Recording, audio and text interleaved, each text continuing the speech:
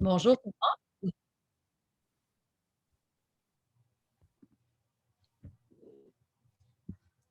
Donc, en fait, la raison pourquoi on enregistre, c'est que s'il y a des gens qui ne sont pas présents aujourd'hui, avant de pouvoir s'inscrire, on leur demande d'écouter la rencontre pour qu'ils sachent un petit peu comment on fonctionne. Donc, c'est pour ça qu'on enregistre la rencontre. C'est pas pour surveiller personne et c'est vraiment pour simplifier la tâche lorsqu'on va avoir besoin de communiquer des informations aux prochaines personnes.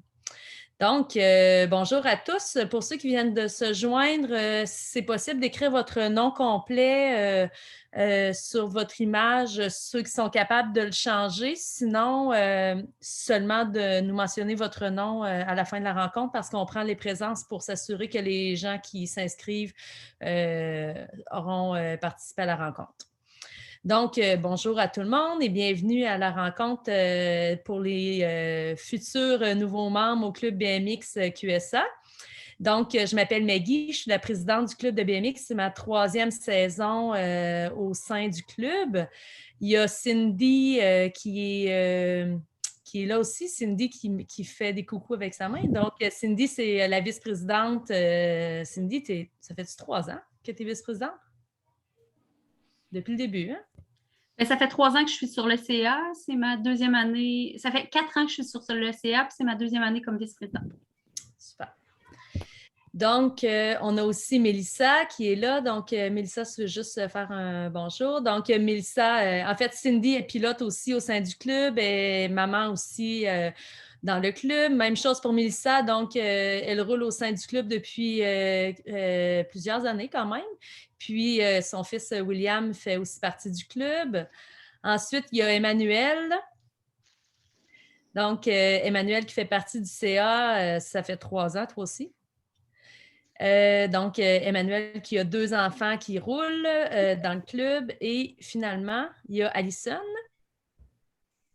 Donc, Alison, qui est la plus ancienne de nous tous au sein du club. Donc, ça fait longtemps qu'elle fait partie du club et on l'a recrutée au sein de notre CA cette année. Alison est commissaire aussi à la FQSC, là, à la Fédération québécoise des sports cyclistes. Donc, c'est un super atout pour notre CA. On est bien contente de l'avoir parmi nous depuis le mois d'octobre dernier. Donc, voilà pour les présentations. Donc, je vais juste vous demander de fermer votre micro, s'il vous plaît, pour faciliter la rencontre. Donc, je vais commencer en vous annonçant, en fait, nous, de la façon qu'on fonctionne au club de BMX depuis quelques années, c'est que dans le fond, les anciens membres ont priorité pour les inscriptions. Donc, les inscriptions pour les anciens membres se sont terminées, ça fait peut-être 3 jours environ. Donc, on a quand même un bon taux de retour, là. Donc, on a environ déjà, je dirais peut-être 60 de nos membres là, qui sont revenus. Puis, je pense pas me tromper en disant 60 c'est peut-être même plus, hein, même 75 et plus, ouais. Donc, tout ça pour vous dire que malheureusement, encore cette année, on a très peu de places disponibles. On a aussi une petite problématique là, au niveau du retour des coachs. On n'a pas tous les coachs qui nous ont confirmé qu'ils allaient revenir ou non. Donc, actuellement, les places qui restent sont pour les enfants de 5 à 8 ans.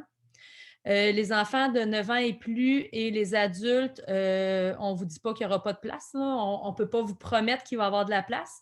Par contre, actuellement, là, lorsqu'on fera les inscriptions, ça va être sur la liste d'attente seulement. Donc, il n'y aura pas de frais jusqu'à ce qu'on vous confirme que vous pouvez vous inscrire.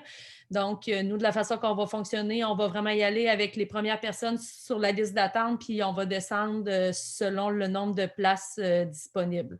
Donc, on peut pas confirmer ou on peut pas vous dire aujourd'hui, c'est sûr qu'il n'y aura pas de place, mais on ne peut pas vous confirmer non plus qu'il y aura des places. Là. Donc, tout dépendant du nombre d'entraîneurs. Ce que je peux vous dire, c'est que lorsqu'un entraîneur revient, normalement, on forme des groupes de 12.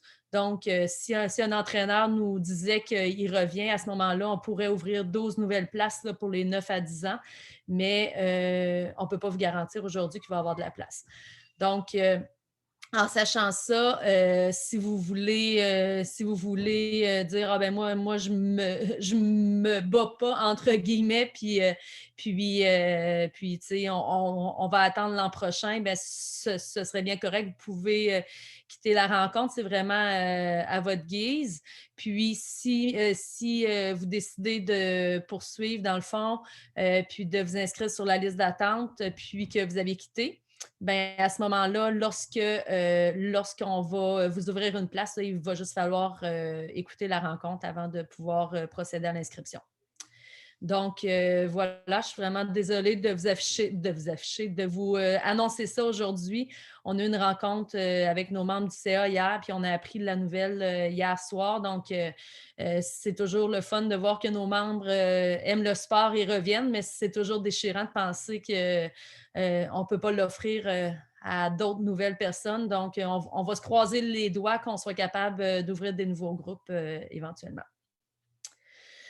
Donc, voilà pour ma petite ouverture. Donc, en fait, les quatre collègues que je vous ai présentés, en fait, de la façon qu'on fonctionne, c'est que tout le monde va faire un premier bout là, de présentation. Donc, Cindy, si tu veux partager le PowerPoint qu'on avait. En fait, je peux vous dire aussi qu'on a une période de questions à la fin. Donc, si vous avez des questions, vous pouvez attendre à la fin, ce serait bien apprécié.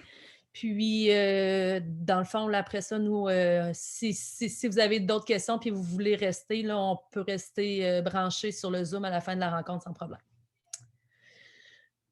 Donc, le club BMX QSA, en fait, c'est environ 200 pilotes. Je vous dirais que c'est la 3e année qu'on est capable de monter à 200 pilotes. Ce qui fait qu'on est rendu à 200, c'est qu'on a séparé les entraînements. Donc, il y a Cindy qui va vous parler du fonctionnement tantôt.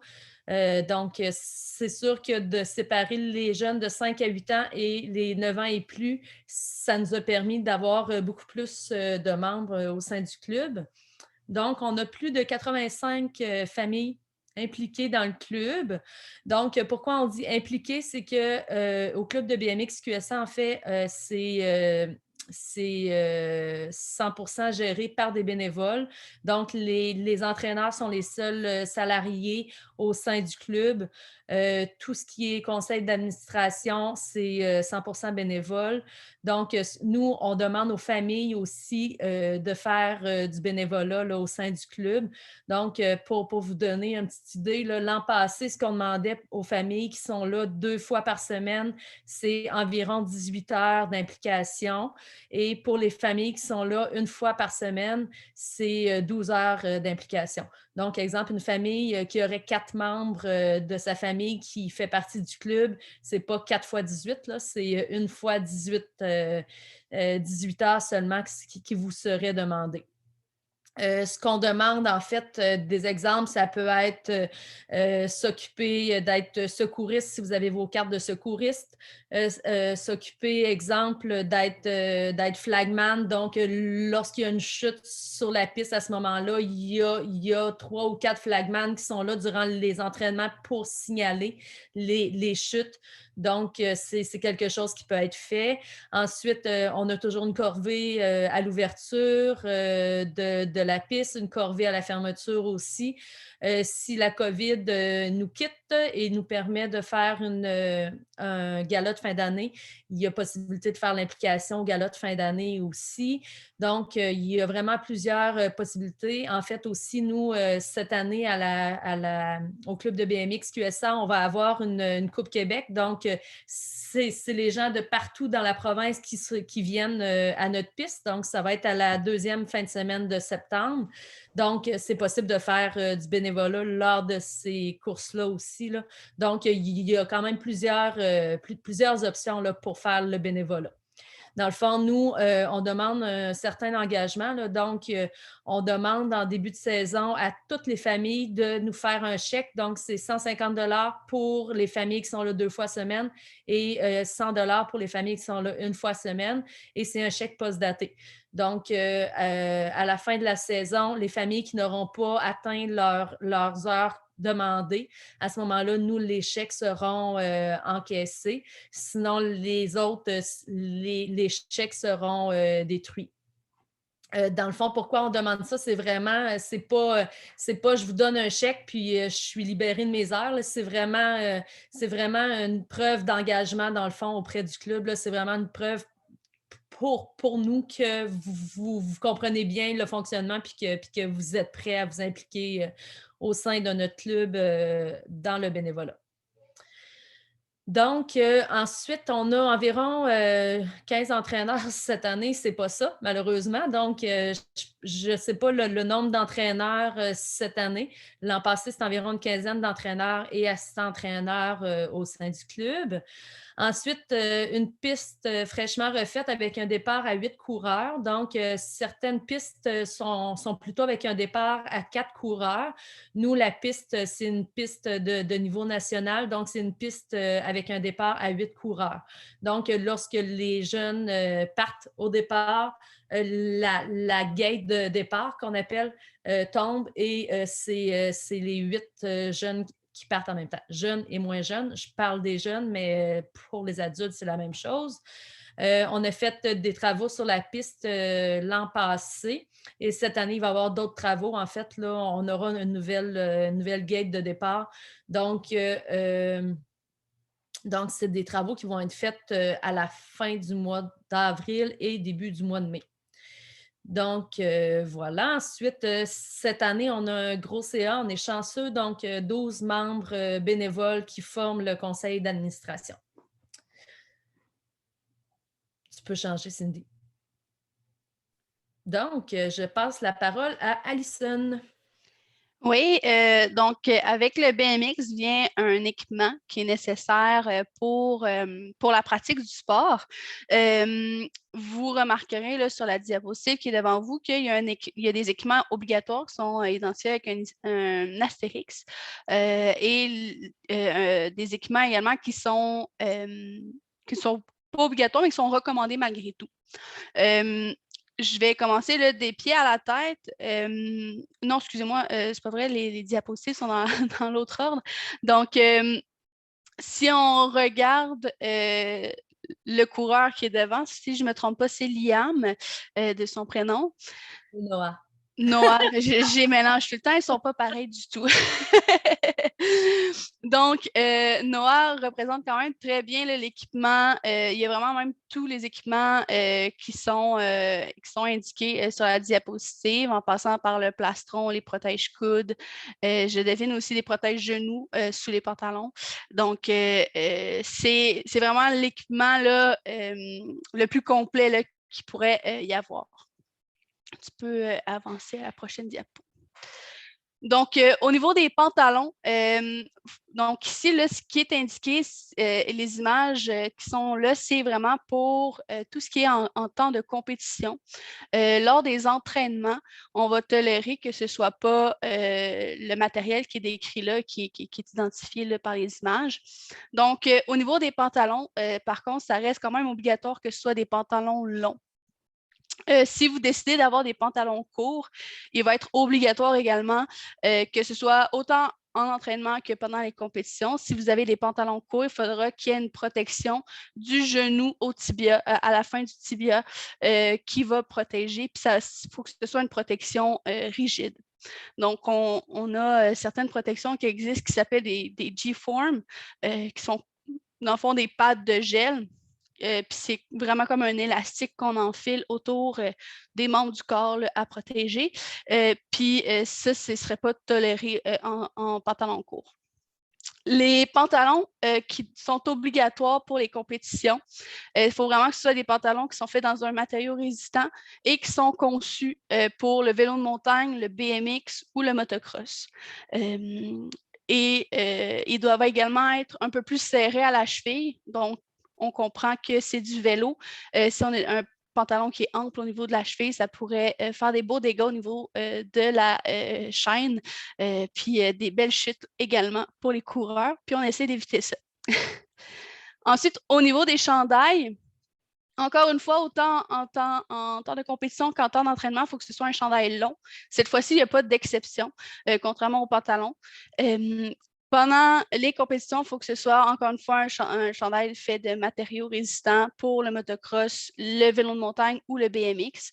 Le club offre justement la possibilité d'acheter un chandail qui est aux normes à l'effigie du club. Donc, c'est quelque chose qui peut quand même être facile là, plutôt que d'aller dans les magasins et tout, là, si vous voulez éviter une séance de magasinage. Donc, c'est ici. Au niveau des plastrons, donc il y a des plastrons de type rigide. C'est celui qu'on voit là, le Fox, c'est quand même une marque qu'on voit beaucoup. Il est très, très, très répandu là, chez les enfants. Chez les adultes, ils ne font pas ce modèle-là exactement, mais ça existe aussi pour les adultes. C'est souvent des plastrons de motocross, en fait, là. Donc, autant pour devant que pour derrière et les épaules. C'est super recommandé, ce n'est pas obligatoire. Par contre, ça peut éviter certaines blessures. Au niveau des gants, autant au niveau des entraînements que des compétitions, si vous décidez de faire des compétitions, il faudra tout le temps que ce soit des gants qui recouvrent le doigt en entier. Donc, des gants fermés.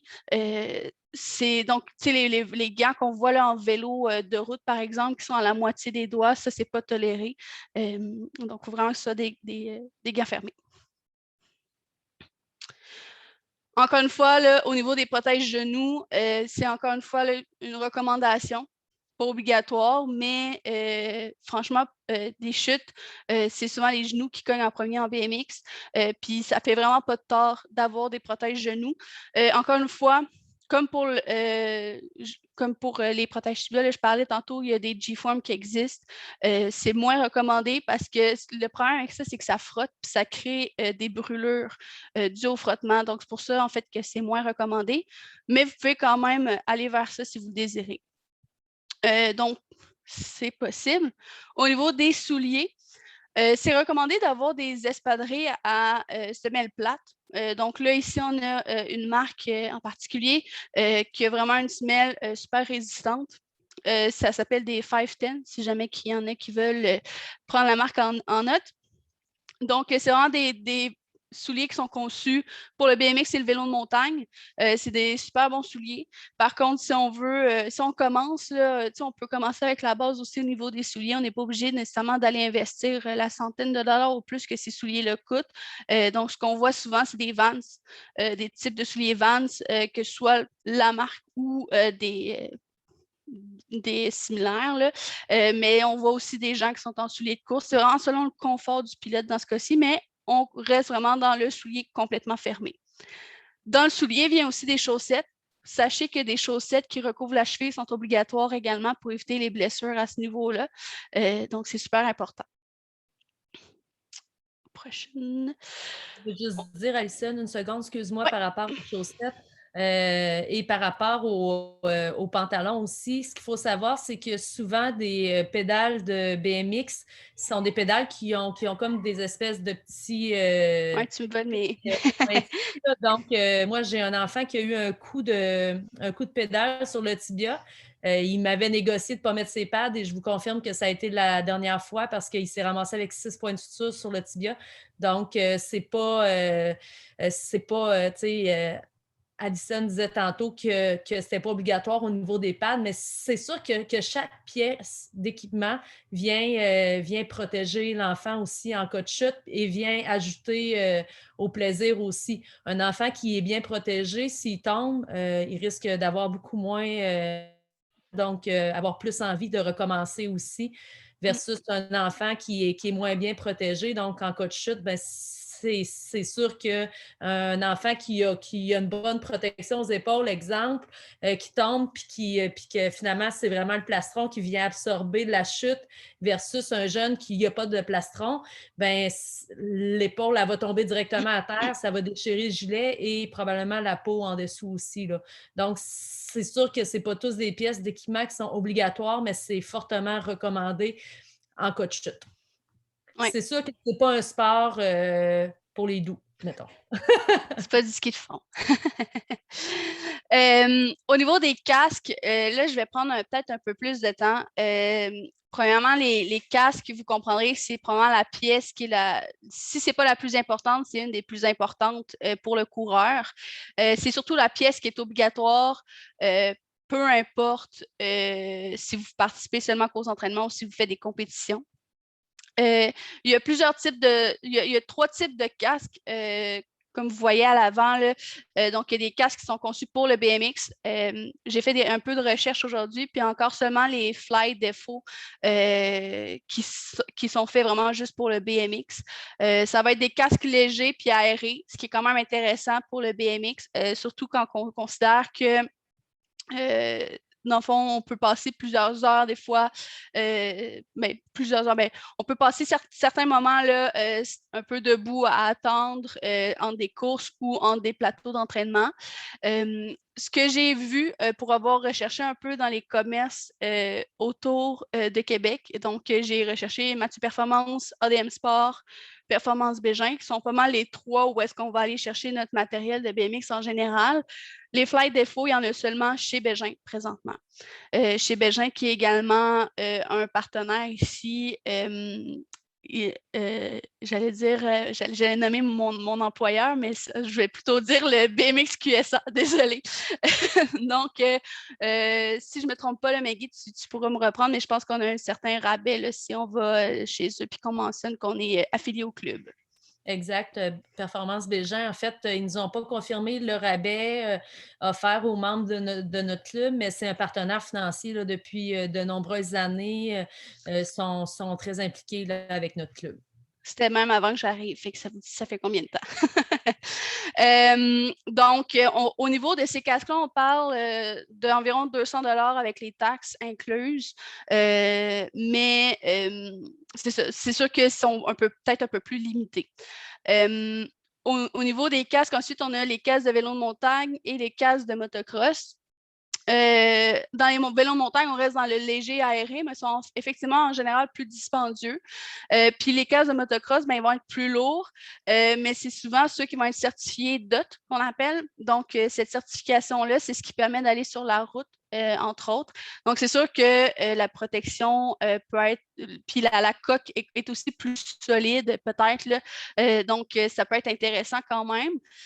Au niveau des prix, honnêtement, c'est super variable. On a du 200 $, comme on peut avoir du près de 1000 $. Comme c'est indiqué, là, c'est vraiment facile à magasiner.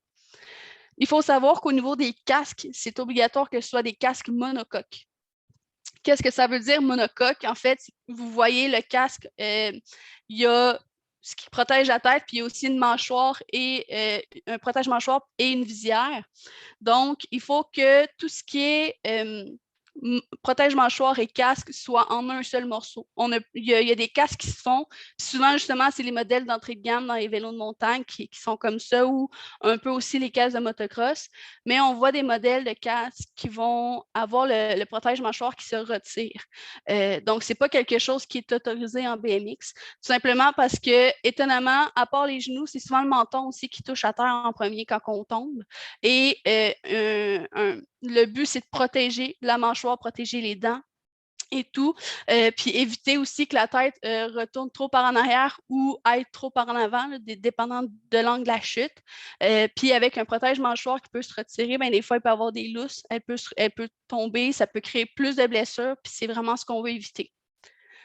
J'ai mentionné également la visière. Sachez aussi que c'est quelque chose qui est obligatoire d'avoir une visière sur les casques, mais en général, les full face sont assez rares sans visière. Là, donc, quand ils sont vendus neufs, donc il ne devrait pas y avoir de problème à ce niveau-là. Il y a plusieurs normes que les casques doivent rencontrer. Honnêtement, je pourrais vous les nommer, mais sont c'est beaucoup des abréviations, sont indiquées sur le site de la FQSC, mais je peux vous en donner quand même quelques-unes. Il y a le ASTM F2032, pardon, le CAN CSA 113.2 et les certifiés DOT. Ça, c'est les 3 qu'on va souvent voir le plus souvent.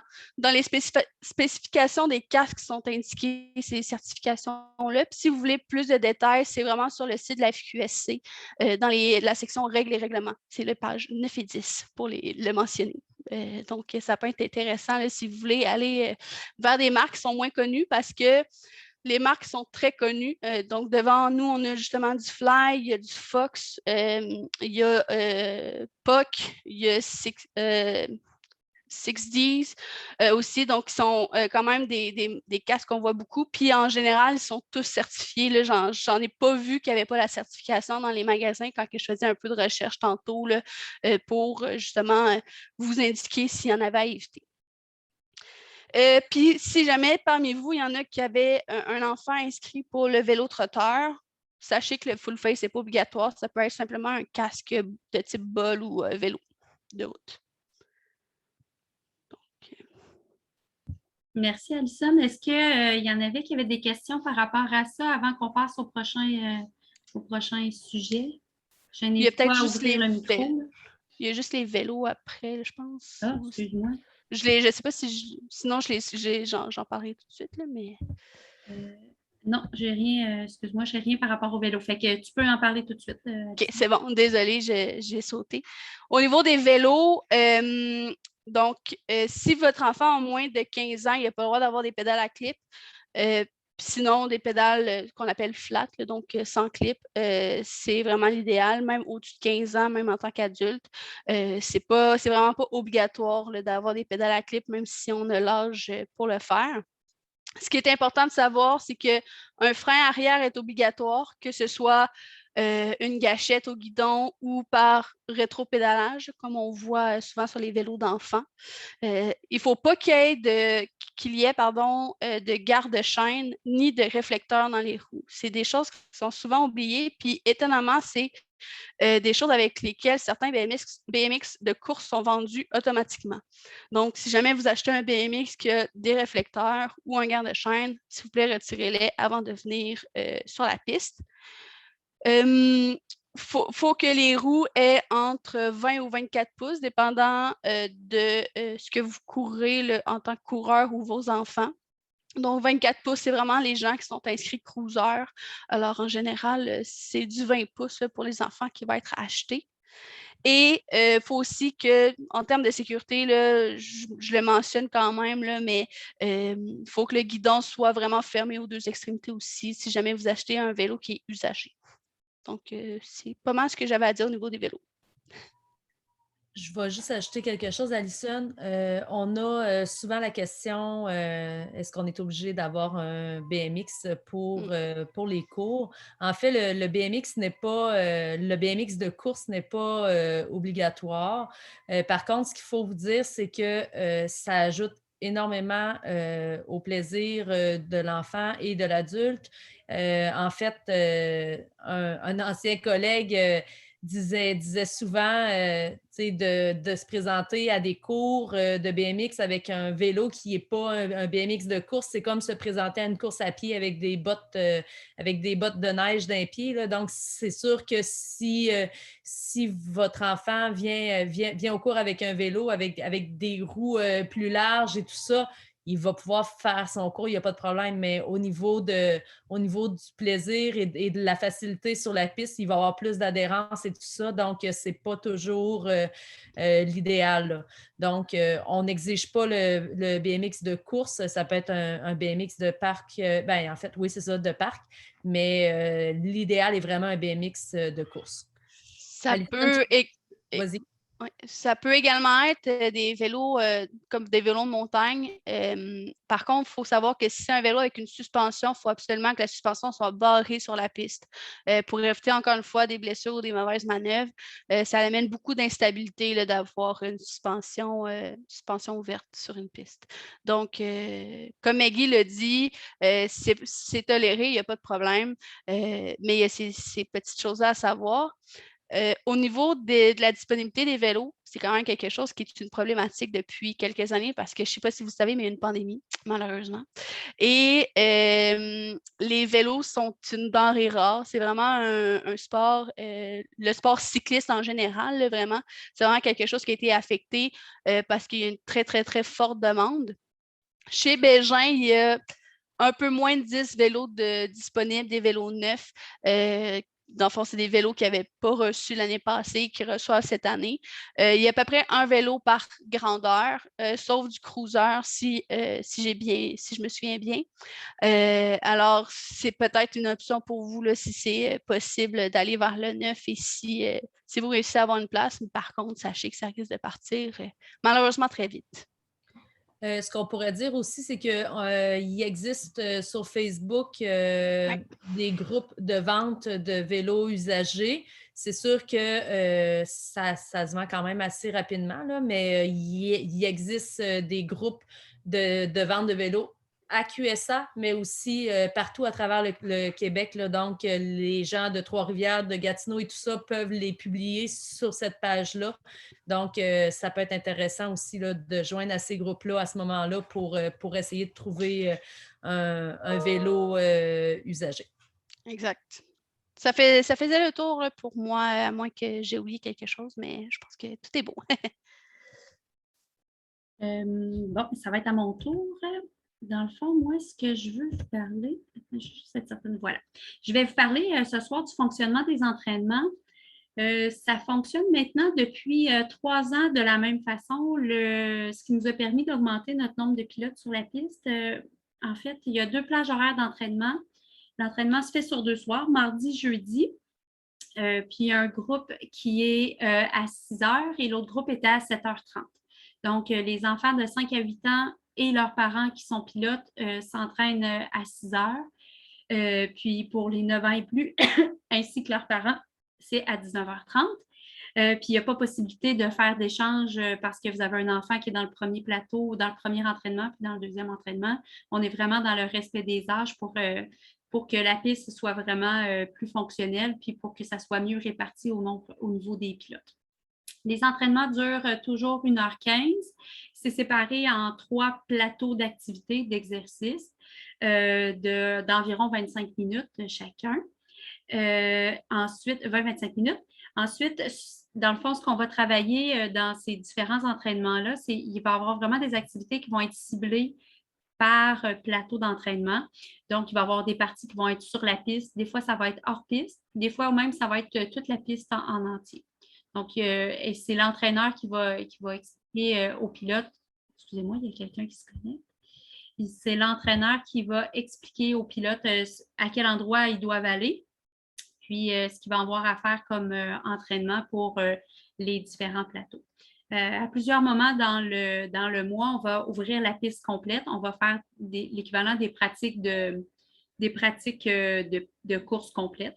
Donc, pour permettre aux pilotes de rouler la piste en entier et aussi pour se pratiquer sur les départs, puis voir la persévérance des jeunes pour faire la piste au complet, puis voir comment est-ce qu'on part par rapport aux autres jeunes de leur âge.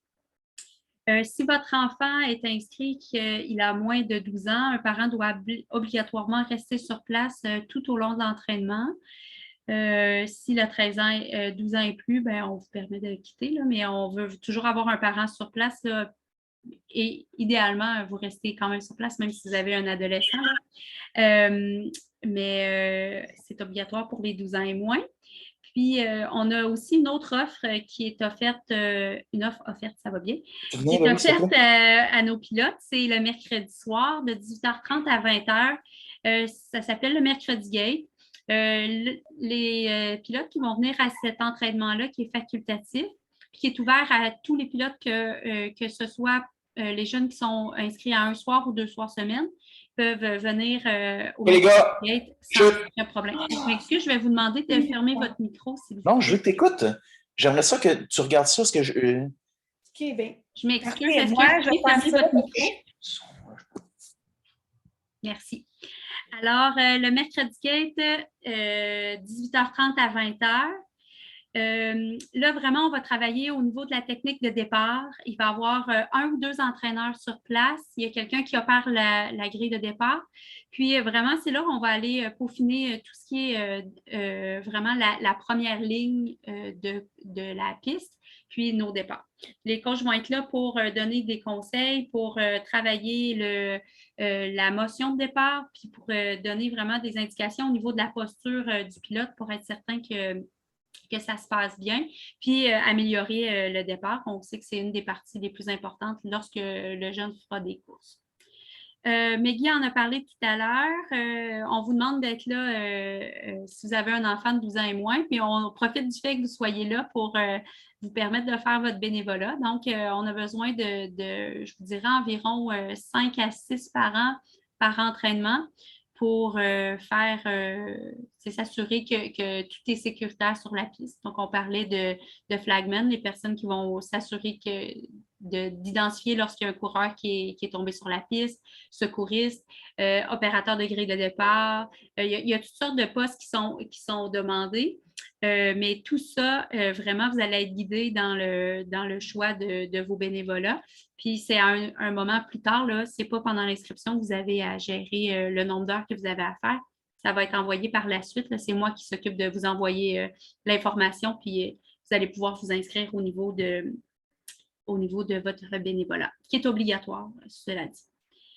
Je pense avoir fait le tour au niveau des entraînements. Je pense qu'on serait rendu à Emmanuel pour parler des courses, des différents types de courses qu'on a à la FQSC. Bonjour, je me représente, Emmanuelle Lamontagne-Lemieux. Aujourd'hui, je vais vous présenter les différentes courses qu'on peut retrouver. C'est sûr que je ne rentrerai pas dans le détail du fonctionnement des courses en tant que telles, mais bien vous expliquer un peu les différences et qu'est-ce qu'on retrouve aussi au club. C'est ça, je vais y aller de façon plus large. Donc, on a dans le fond les courses locales, que c'est plus c'est seulement le club QSA qui est aux courses, à cette course-là. C'est sur un soir d'entraînement. C'est le mardi pour pouvoir, s'il y a de la pluie, dans le fond, remettre le jeudi, mais que vous soyez le mardi ou jeudi, s'il y a une course, dans le fond, vous pouvez venir, même si c'est un mardi soir, vous êtes un jeudi. C'est vraiment pour les pilotes QSA. Puis, ça vous permet, dans le fond, d'apprendre le fonctionnement, de comment ça se fait tranquillement, sans stress. Puis, les membres du CA, on est toujours là pour vous montrer comment ça fonctionne.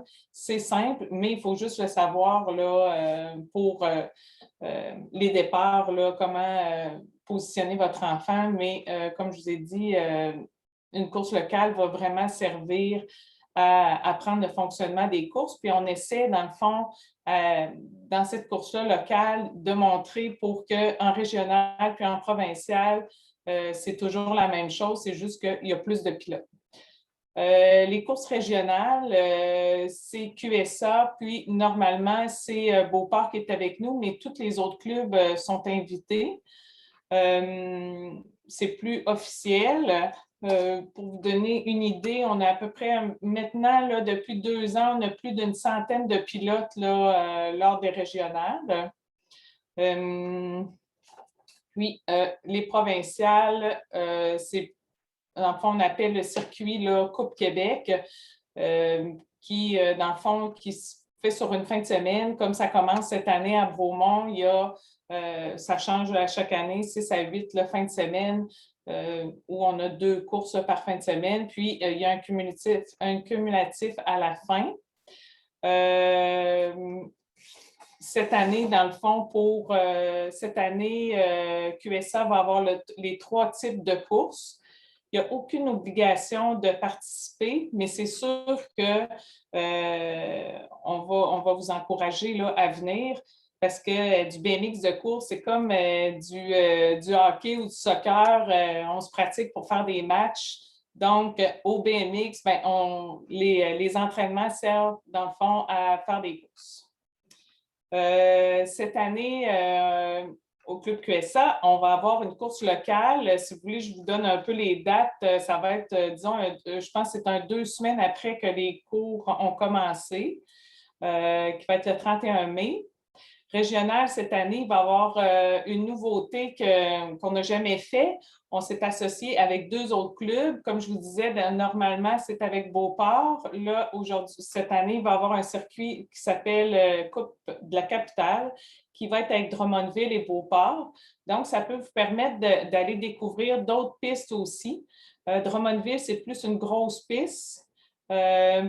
Il y a la nôtre, puis Beauport, là, comme Maggie tantôt disait, nous, on a un départ à 8, mais Beauport, c'est 4, alors c'est plus petit. Puis ça peut être intéressant aussi pour les plus jeunes d'aller expérimenter aussi cette piste-là.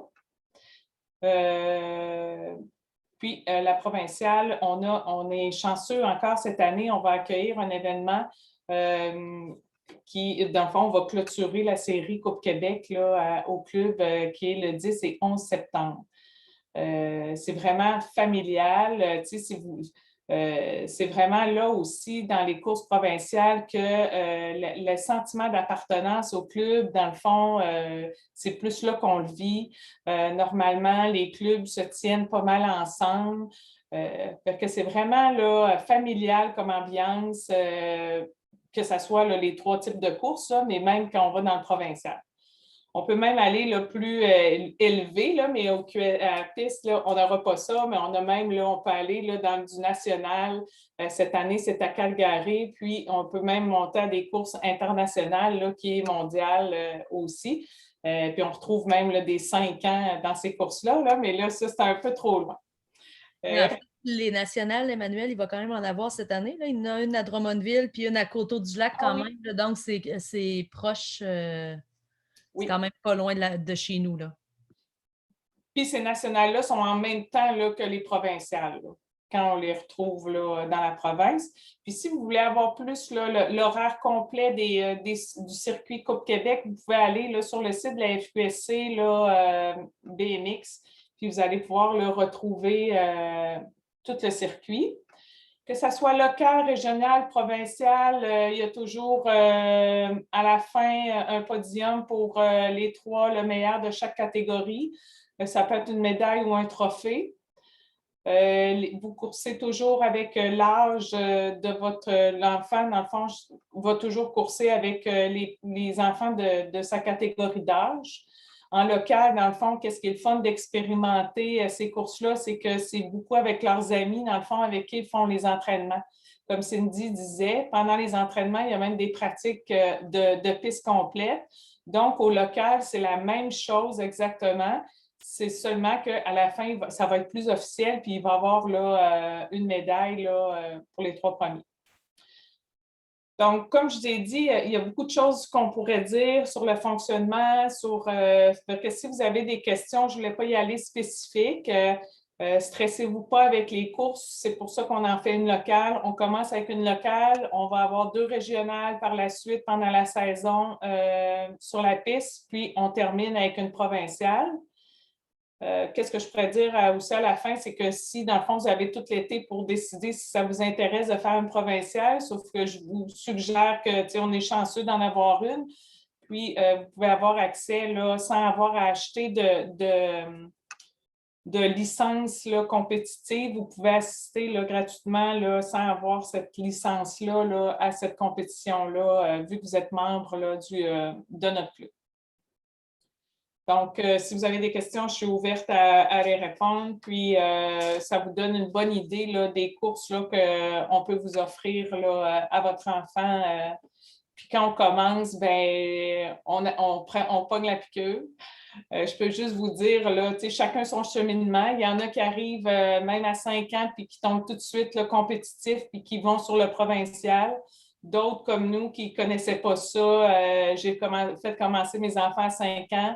On a été 2 ans, là, plus là, un soir semaine. On faisait les locales régionales. À un moment donné, mon fils il a voulu essayer une provinciale, puis là, ben, c'est parti. Là, on fait même là, on va même à Calgary faire la nationale, là, le championnat canadien. Donc, c'est vraiment à votre rythme, mais c'est sûr qu'on vous encourage là, à faire les courses. Votre enfant, dans le fond, va le demander sûrement, mais ça, c'est une chose à la fois. Merci. Je voulais juste faire du pouce un petit peu, Emmanuel. Là. Dans le fond, tu as parlé un petit peu des âges tantôt, puis je me suis rendu compte, excusez, j'aurais ma vidéo. En fait, ce qu'il faut que je vous dise, c'est que j'ai un bébé à la maison, donc je ferme mon vidéo parce que des fois, elle vient boire et elle repart. Donc, c'est pour ça que je ferme mon vidéo. Donc, ce que je voulais seulement vous dire par rapport à l'âge que j'ai oublié de vous dire au début de la rencontre, c'est qu'on accepte les enfants à partir de 5 ans, l'âge au 31 décembre. Donc, un enfant qui aura 5 ans le 30 décembre est accepté. Les enfants plus jeunes, en fait, seront acceptés, mais au vélo trotteur seulement. Ce n'est pas BMX QSA qui fait les règles, c'est vraiment des règles de la FQSC. Donc, nous, on applique vraiment les règles qui nous sont dictées par la FQSC. Donc, on vous demande, s'il vous plaît, de ne pas mentir sur l'âge de vos enfants.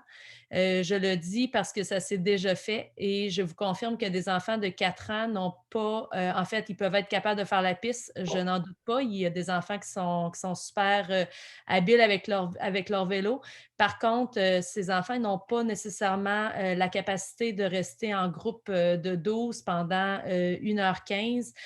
Et ça peut être difficile pour un jeune de 15, 16, 17 ans de gérer 12 jeunes, donc encore plus un jeune qui n'a pas l'âge d'être là. Donc, je vous demande, s'il vous plaît, de respecter l'âge et si votre enfant n'a pas 5 ans au 31 décembre, de repousser sa participation à l'an prochain, s'il vous plaît. Donc, est-ce qu'il y a des questions pour les types de courses? Écoute, je ne vois pas de main levée. Oui, il y a Pierre-Luc Carpentier, en fait, qui a levé sa main, qui a ouvert son micro. C'est bon. Oui, j'allais ouvert mon micro, mais ce n'était pas une question pour les types de courses, c'était plus une question pour les inscriptions.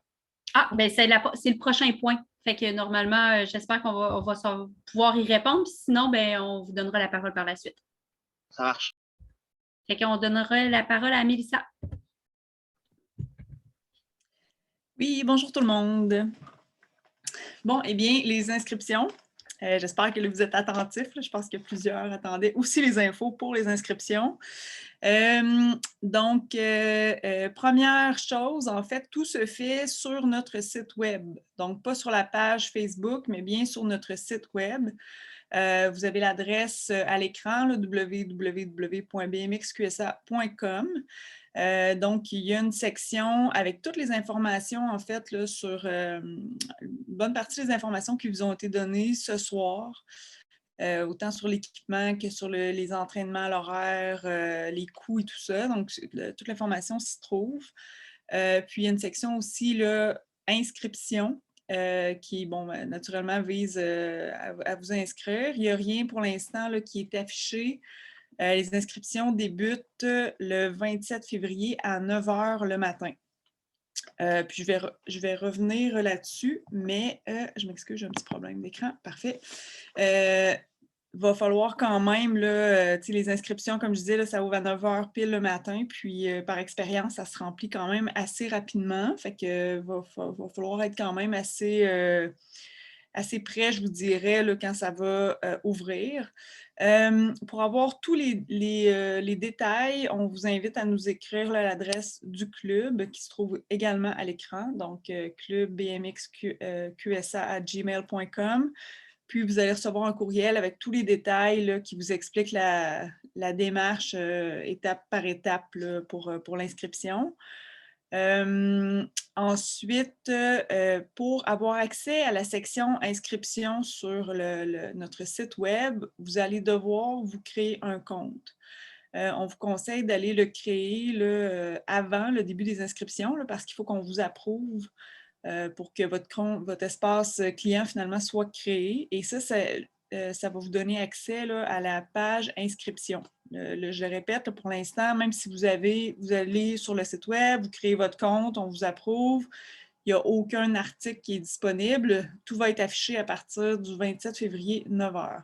Mais en attendant, nous, on a la liste des personnes qui étaient là ce soir. Donc, si vous avez visionné, si vous étiez à la rencontre de ce soir, vous avez rempli la première exigence qui était d'être présent à la rencontre là, pour les nouveaux membres.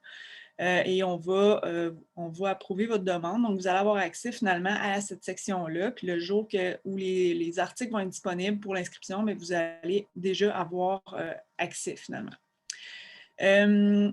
Autre information, vous allez voir sur quand ça va être affiché, en fait, là, il y a différentes options qui vont être disponibles. Comme le disait Meggy tout à l'heure, il y a l'âge pour être inscrit dans une des catégories là, de BMX. En fait, on a les vélos trotteurs qui sont pour les moins de 5 ans. Vélo trotteur, après, on a une diapositive, hein, Cindy, qui présente le nombre de places. Fait que peut-être qu'on peut y aller. Peut-être y aller tout de suite. Je vais revenir aussi sur la licence. Là, je me le suis noté. Donc là, ça vous donne les différentes catégories ou options, si on veut, là, qui sont disponibles avec le nombre de places. Donc, au niveau des vélotrotteurs, il nous reste 2 places. Les vélotrotteurs, là, les cours sont le mardi à 17h30. C'est un cours de 30 minutes. Ensuite, là, on passe les cours de 18h. C'est pour les jeunes de 5 à 8 ans. C'est vraiment important là, de 1, comme le disait Meggy, l'âge minimum, c'est 5 ans au 31 décembre 2022. Donc, si votre enfant est pour avoir 5 ans d'ici la fin de l'année, il peut s'inscrire, même s'il n'a pas 5 ans au début de la saison. Il faut qu'il ait 5 ans à la fin de la saison. C'est bien ça, hein, Meggy? Je veux juste être certaine. Ouais, c'est ça. OK. J'ai comme eu un doute par rapport à ce que tu disais tout à l'heure. Mais donc, c'est ça. 5 ans au 31 décembre 2022. Et l'âge... l'âge jusqu'à laquelle on accepte finalement là, pour la plage de 18 heures, c'est 8 ans au 31 décembre 2022. Puis je le mentionne là, parce que c'est sûr que des fois, on a des demandes, d'autant plus que là, cette année, on n'a plus de place là, pour les 9 à 17 ans, mais on n'accepte pas des jeunes, même si ce sont des jeunes 9 ans, là, comme on peut dire. Donc, un enfant qui aurait 9 ans juste au mois de décembre, bien, malheureusement, on ne peut pas l'accepter. C'est vraiment la limite. Il faut qu'il ait encore 8 ans au 31 décembre 2022. S'il a 9 ans d'ici la fin de l'année, il tombe à ce moment-là dans la catégorie là, des 9 à 17 ans. Et là, la plage d'entraînement est à 19h30. Puis on sait que c'est un peu tard des fois pour les jeunes. Moi, je sais, je suis passée par là. Mon garçon, il a 9 ans. Quand il a commencé l'été passé, là, il avait 8 ans. Il était dans la plage des 9 à 17 ans. Puis c'est sûr que quand il y a encore de l'école, c'est un petit peu tard pour l'entraînement. Mais bon, on est toujours moyen de s'arranger. Puis ils sont quand même résilients, même à cet âge-là. Je ne sais pas s'il y a quelqu'un qui a posé une question. J'ai entendu du bruit. Non? OK. Donc, c'est ça. Fait que là, puis les différentes options finalement que vous allez avoir, bon, il y a en fonction de l'âge, donc comme je le disais, 5 à 8 ans à 18 h, 9 à 17 ans à 19h30.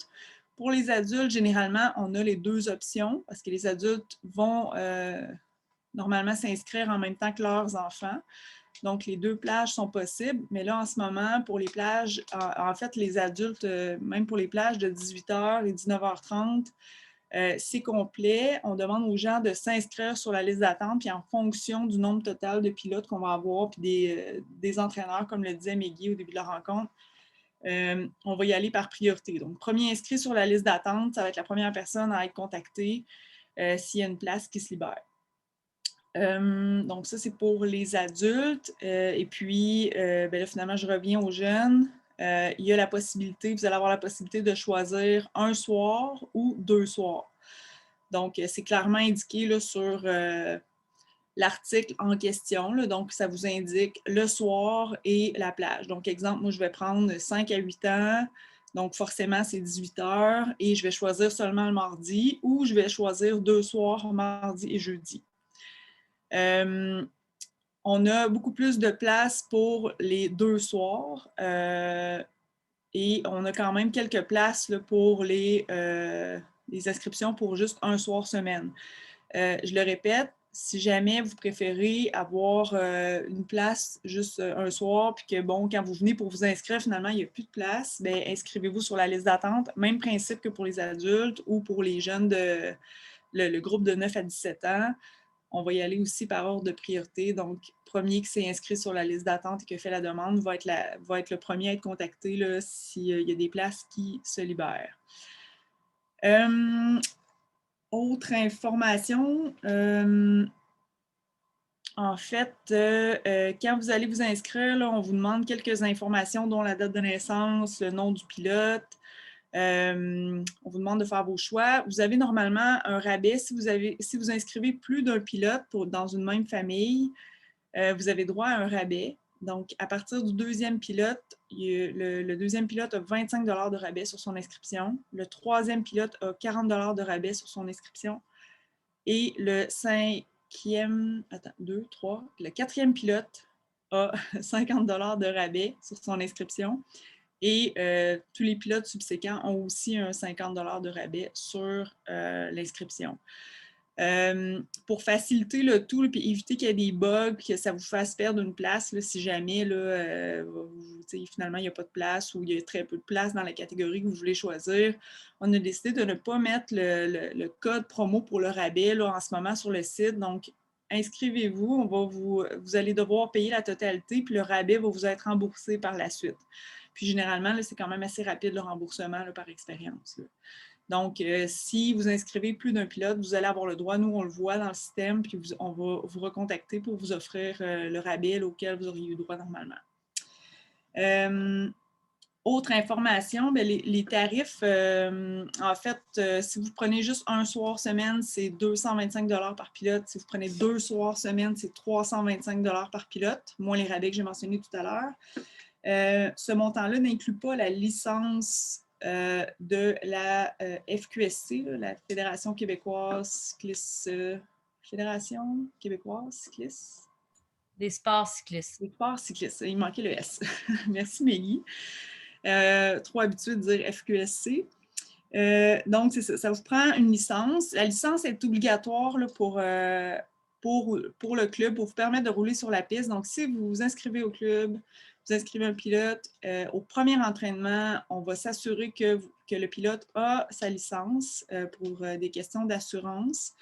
Vous avez la possibilité d'acheter la licence récréative ou compétitive. Toute l'information, cette information-là se trouve aussi sur notre site web, là, fait que vous allez pouvoir aller voir aussi. Là, puis ça se trouve aussi, je pense, dans les documents qu'on va vous transmettre par courriel, là, si je ne me trompe pas. Puis ça, vous allez avoir en fait le choix que vous allez avoir à faire, c'est que si vous prenez la licence qui est de type récréative, c'est suffisant pour faire les entraînements, il n'y a aucun problème. Vous allez pouvoir faire aussi les courses locales et régionales, mais si vous voulez faire des courses sur le circuit provincial dont Emmanuel parlait tout à l'heure, donc les Coupes Québec ou sur le circuit national, les Coupes Canada, à ce moment-là, ça vous prend la licence compétitive. Puis là, il y a toujours possibilité d'acheter une licence d'un jour et tout ça, mais ça chiffre quand même assez vite. Donc, si vous savez que vous avez l'intention de faire les courses, ben, je pense qu'on peut dire que c'est peut-être recommandé à ce moment-là d'acheter la licence compétitive. Je m'excuse de faire du pouce sur ce que tu viens de dire au niveau des compétitions. Si vous pensez faire plus de 2 compétitions, c'est plus avantageux acheter la licence compétitive. Donc, parce qu'une licence journalière pour une seule journée pour faire une course, c'est 20 $. Puis la différence entre une licence compétitive et une licence récréative, c'est à peu près un 45-50 $. Donc, dès que vous pensez faire plus que 2 courses dans l'année, prenez directement la licence compétitive, ça va être plus avantageux pour vous. Oui, effectivement. En fait, pour les jeunes, c'est même un peu moins de 40 $ la différence. Là, il y a des nuances. Là, je crois que vous avez le droit quand même, là, si votre jeune prend la licence récréative, il va avoir le droit quand même de faire une journée de course de niveau Coupe Québec là, sur le circuit provincial s'il y a une course qui a lieu dans son club. Donc, nous, comme Meggy le mentionnait tout à l'heure, ou Emmanuel, je ne sais plus qui l'a mentionné, c'est Meggy quand tu parlais du bénévolat.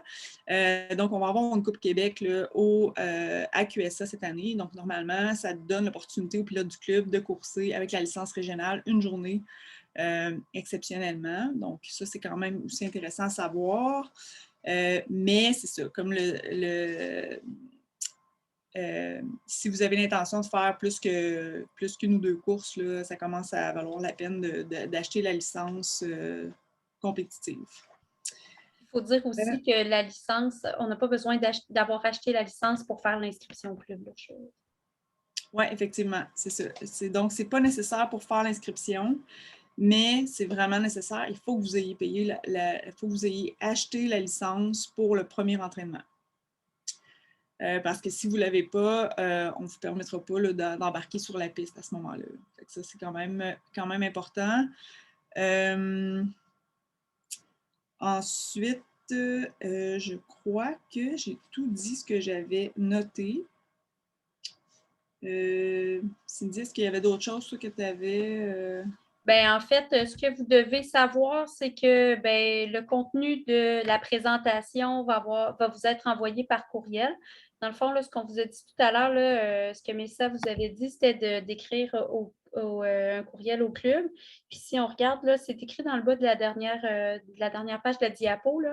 C'est à cette adresse-là que vous devrez nous écrire. Puis moi, dans le fond, ce que je vais faire en recevant le courriel de votre part, c'est de vous retransmettre le contenu du diaporama, puis aussi toutes les informations sur comment faire l'inscription, les différentes infos par rapport à l'achat de la licence, comment s'inscrire comme membre sur notre site web, etc.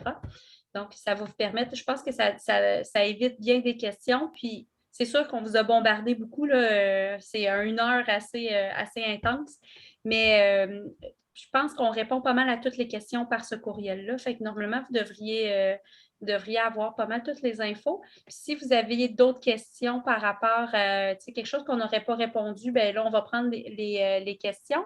Mais sinon, je n'invite pas aussi là, par courriel. Là, je prends les courriels pratiquement 1 à 2 fois par jour. Là. Donc, je pourrais vous répondre aux besoins. Je vais juste ajouter 2-3 petites infos. En fait, le tarif là, de 225 pour une fois semaine et 325 pour 2 fois semaine, c'est pour une saison de la mi-mai à début septembre, dans le fond. Là. Donc, c'est une saison qui est quand même assez longue. Si vous vous inscrivez une fois semaine et que vous êtes, exemple, le mardi, il n'est pas possible de faire des reprises en cas de mauvais temps, en cas de si vous êtes en vacances et tout ça. Donc, c'est sûr que nous, on a un nombre limite là, de personnes à avoir sur la piste. Donc, on est vraiment tributaire de la météo. L'an passé, c'est arrivé 3 jeudis en ligne qu'on a dû annuler. L'année d'avant, c'est arrivé 4 mardis en ligne qu'il a fallu annuler. On déteste annuler, mais si on doit le faire, c'est pas possible de faire des reprises, malheureusement. Là. Donc, c'est vraiment important. Là. Nous, on ne garantit pas un nombre de cours. En fait, nous, on y va vraiment avec une durée de saison de la mi-mai environ à début septembre. Là. Dans le fond, on va terminer la semaine avant la Coupe Québec. Puis, s'il y a des annulations, il n'y aura pas possibilité de faire des reprises. Donc, voilà les 2 petits points que je voulais ajouter. J'avais vu Pierre-Luc Carpentier qui avait ouvert son micro, qui l'a refermé et qui le rouvre à l'instant. Donc, je vous laisse la parole. Oui, merci. Est-ce qu'il y a une priorité sur la liste d'attente pour un enfant qui s'est inscrit l'an passé, mais qui a été mis sur la liste d'attente, puis que finalement, au final, il n'a pas reçu de retour d'appel, puis que là, encore cette année, il se retrouve sur la liste d'attente? Est-ce que vous avez compris ma question? Oui. Ben, en fait, j'ai l'impression qu'on a essayé d'avoir un eye contact tous ensemble pour essayer d'avoir une réponse. En fait, je dirais que, en tout cas, d'emblée, j'ai envie de dire non. Là. Dans le fond, la liste d'attente est vraiment, en fait, nous, on y va vraiment en priorité. Je vous invite à être connecté tôt dimanche matin pour essayer d'être le plus haut possible sur la liste sur la liste d'attente puis croiser les doigts. Dans le fond, c'est un enfant de plus de 9 ans, c'est ça? Oui, c'est ça. OK. Je vais l'être, je vais être le dimanche. Oui, c'est ça. Merci. De rien.